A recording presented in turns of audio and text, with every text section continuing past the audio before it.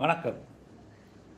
ஊரான் வீட்டு நெய்யிலே ஸ்வீட் சாப்பிட மாட்டேன் என்று சொல்லிவிட்டு இன்று ஊரான் வீட்டு நெய்யை முழுவதுமாக திருடிச் செல்வது போல் ஆட்சியாளர்களின் சில செயல்கள் அமைவது மிகவும் வருத்தமளிக்கிறது.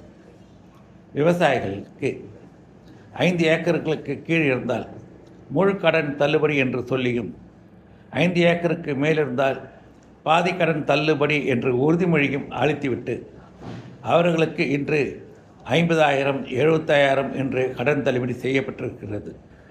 விவசாயிகளை பற்றி உங்களுக்கு என்ன தெரியும்?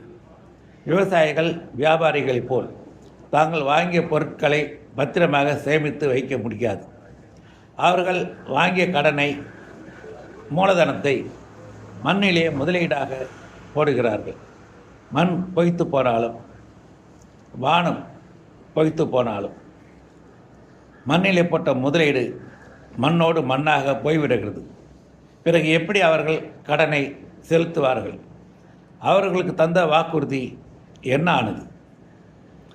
பெண்களுக்கு கொடுத்த வாக்குறுதி என்ன ஆனது? படித்த இளைஞர்கள் கொடுத்த வாக்குறுதி என்ன ஆனது? ஆனால் வேலை என்று வரும்போது தமிழ்நாட்டு இளைஞர்களை நடுத்தெருவிலே நிறுத்திவிட்டு உத்தரப்பிரதேசத்தைச் சேர்ந்த SS என்டர்பிரைசஸ் என்ற நிறுவனத்திற்கு 1800 ஓட்டுநர்களை நியமிக்க ஒரு ஒப்பந்தம் செய்துள்ளீர்கள். இதன் காரணம் என்ன?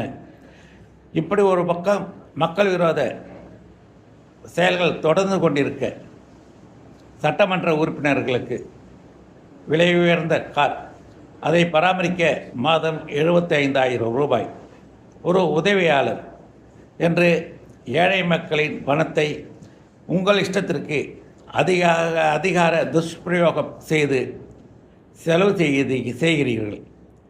இதற்கெல்லாம் என்ன காரணம்? வாய்ப்பு கிடைக்கும் என்று காத்திருந்து வாய்ப்பு கிடைத்தவுடன் மக்களிடம் கொள்ளையடிக்கும் ஒரு நோக்கம் அல்லவா? இதிலிருந்து எப்பொழுது விடுபடப் போகிறீர்கள்?